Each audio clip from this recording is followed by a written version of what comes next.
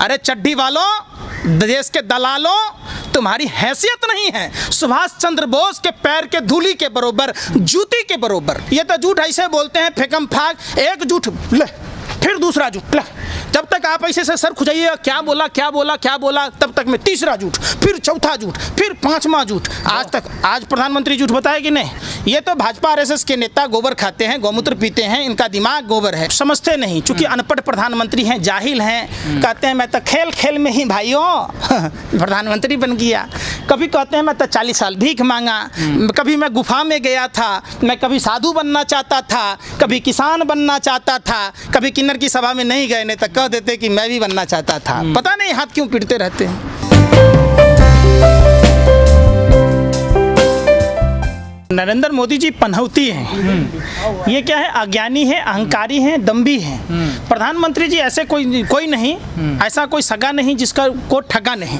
प्रधानमंत्री जी झूठ बोलने में इतने माहिर हैं। ये चड्डी वाले आरएसएस के जो रॉयल सीक्रेट सर्विस वाले और भाजपा वाले, इतनी इनकी मानसिकता गिर गई, इतनी ये छीछा लेदर करवा लिए, इनका अपना कोई वजूद नहीं है। कभी ये कहते हैं भगवानों के नेता हैं, कभी देश के बाप हैं, कभी कहते हैं Swami Vivekananda plus Subhash Chandra Bose equal to Narendra Modi.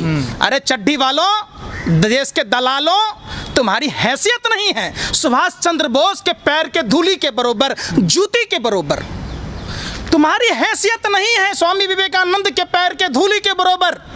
तुम अपने आप को शीशे में शकल देखो, और तुम बोर्ड लगा दिए, बैनर लगा दिए कि भगवानों के नेता हैं, विष्णु के अवतार हैं, कली के अवतार हैं। अरे देश के तुम जयचंद हो, देश के लुटेरे हो, देश का आधुनिक भारत का ये चौकीदार चोर ही नहीं, डकैत है, लुटेरा है।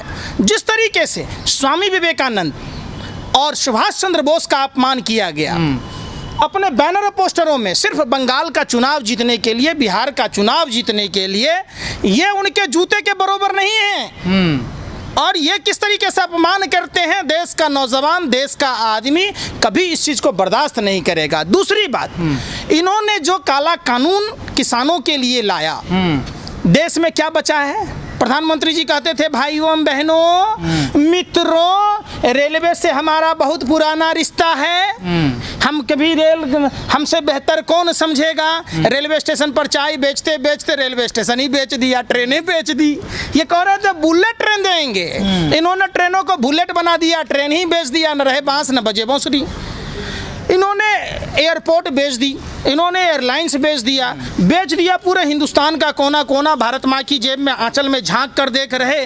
प्रधानमंत्री उस बेवरे बेटे की तरह हैं, कपूत की तरह हैं, जो घर का बर्तन बेच दिया, बाड़ा बेच दिया, गैस चूल्हा बेच दिया, पलंग बेच दी, सब कुछ बेच दिया। कहता है देश नहीं बिकने दूंगा, घर बैठे बैठे करोड़ों कमाइए। इन्होंने पूरा घर ही बेच दिया।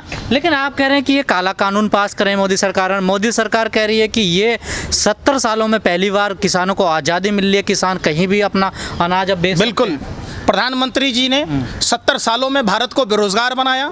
70 सालों में माँ बहनों की इज्जत आबरू भाजपा का विधायक लूटता रहा, भाजपा का गृह मंत्री लूटता रहा। 70 सालों में इतनी मंदी आई, ये मंदी को बुलंदी समझने वाले लोग हैं। 70 सालों में देश में बनाई हुई संपत्तियों को इन्होंने कौड़ी के दाम में बेचने का काम किया। तो यही तो किया 70 साल में। क्या है कृषि अध्यादेश, आपको पता है? ये प्रधानमंत्री मोदी जी धर्म की बात करते हैं, काम असुरों वाला करते हैं, राक्षसों वाला करते हैं। प्रधानमंत्री जी कसम खाते हैं किसानों की, और दोस्ती मुट्ठी भर अपने व्यापारिक मित्रों से निभाते हैं जो इनके पार्टी फंड में चंदा देते हैं। मोदी जी दीमक टिड्डे की तरह आपकी सरकार खेतीहर मजदूरों, किसानों के लिए जानलेवा साबित हो रही है। खेत खलिहान को अपने व्यापारिक मित्रों, जो आपके पार्टी फंड में चंदा देने वाले लोग हैं, उनके हाथ बंधक रखने का जो आपने षड्यंत्र, साजिश और प्रयोग रचने का कुत्सित प्रयास किया है, देश की जनता आपका पुरजोर विरोध करेगी। ये ईस्ट इंडिया पार्ट 2 की सरकार है, आपको नहीं पता? अंग्रेज जब हिंदुस्तान में आए थे, चाय पिलाना सिखाया ताकि हिंदुस्तानी कमजोर हो, यहाँ के उद्योग धंधों को चौपट किया। प्रधानमंत्री गोरे अंग्रेजों की सेम पैटर्न पर करते हैं, डिवाइड एंड रूल। तो आपस में क्या इस कानून से निजीकरण को बढ़ावा मिलेगा, मजबूती मिलेगी? देश गुलामी की ओर जाएगा, मजदूरों का शोषण होगा, जो अन्नदाता किसान आज तक अपने खेतों के मालिक हैं, अपने ही खेत में मजदूर बने जाएंगे, बदवा मजदूर बनेंगे जैसे गोरे अंग्रेजों ने बनाया, ये सेम उसी कंडीशन पर काम कर रहे हैं। मोदी जी कह रहे हैं दोगुनी आय होगी इनकी किसानों को। मोदी जी तो क्या क्या नहीं बोले। मोदी जी बोले हर साल 2 करोड़ युवाओं को रोजगार देंगे, 6 साल में 12 करोड़ को देना था, 14 करोड़ को बेरोजगार बना दिया। हर साल 5 गांव आदर्श बनाने की बात थी, अब तक 6 साल में 6 पंचे 30 गांव एक सांसद बनाता, तो अब सोच लीजिए बन गया क्या, कितने गांव बन गए होते। आपने मोदी जी के एक भी बात बताइए जो मोदी जी सत्य बोले हों। जैसे राजा हरिश्चंद्र सत्य बोलने के लिए जाना जाता है ना, झूठ बोलने के लिए, अपने देश को लूटने के लिए, अपने देश को बर्बाद करने के लिए ये आधुनिक भारत के जयचंद प्रधानमंत्री हैं। एक बात बता दीजिए जो नरेंद्र मोदी जी सत्य बोला हो, एक बात जो 2012-13 में जितनी बातें नरेंद्र मोदी जी बोले उसमें से आप 2020 में बता दीजिए कि एक भी बात झूठ बोले। ये तो झूठ ऐसे बोलते हैं फेकम फाक, एक झूठ ले फिर दूसरा झूठ ले, जब तक आप ऐसे से सर खुजाइए क्या बोला क्या बोला क्या बोला, तब तक में तीसरा झूठ, फिर चौथा झूठ, फिर 5वां झूठ। आज प्रधानमंत्री झूठ बताए कि नहीं? बोला तो सच उन्होंने कि ना कोई घुसा ना कोई घुसाया हमारी सीमा में। तो चाइना 30,000 राजनाथ सिंह क्या बोले आपको नहीं पता है?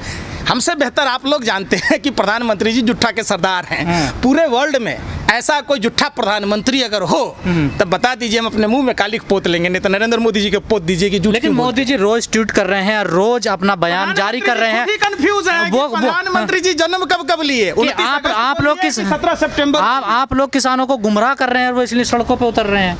देश में इन्होंने, प्रधानमंत्री ने सबको गुमराह किया। एक किसान भाई बचे थे उनको भी ये गुमराह कर दिया। देखिए सुनिए बताते हैं एक्चुअली है क्या। ये हरित क्रांति को हराने की घिनौनी भाजपा आरएसएस की एक साजिश है, षड्यंत्र है, प्रयोग है। देश की जनता को आपस में इकट्ठा होना चाहिए।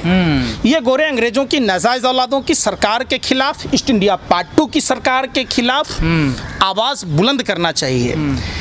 ये अपने गुरु MS गोवलकर, जिसका किताब है वी आर आवर नेशनहुड, उसमें लिखा हुआ है 95% लोगों को गरीब बनाना और 5% लोगों के हाथ में सत्ता का विकेंद्रीकरण देना ताकि आप उस पर शासन कर सकें। ये उसी मेथड पर जानते हैं। MTNL को डुबोकर जियोफोन को प्रमोट किया, रिलायंस पेट्रोलियम को प्रमोट किया, भारत पेट्रोलियम को डुबोकर, ONGC को डुबोकर इन्होंने रिलायंस गैस को प्रमोट किया, HAL जो था हिंदुस्तान एरोनॉटिक्स लिमिटेड को डुबोकर अनिल अंबानी की रिलायंस डिफेंस को प्रमोट किया। तो देश देख रहा है। अब आइए आप बात में, जानबूझकर भाजपा आरएसएस की सरकार देश की जनता को परेशान कर रही है। आपने नई शिक्षा नीति लाकर छात्र नौजवानों को परेशान किया। जामिया JNU के बहाने जामिया JNU के छात्रों का सर फोड़ा, उन पर तरह तरह के फब्तियाँ कसे, नौकरियाँ ख़त्म कर देश के बेरोज़गारों को परेशान किया, देश में आने वाली पीढ़ियों को परेशान किया। तो ये लगातार जो परेशानी का ये है, ये प्रधानमंत्री करते रहे हैं। CA NRC के नाम पर इन्होंने देश के मुसलमानों को परेशान किया।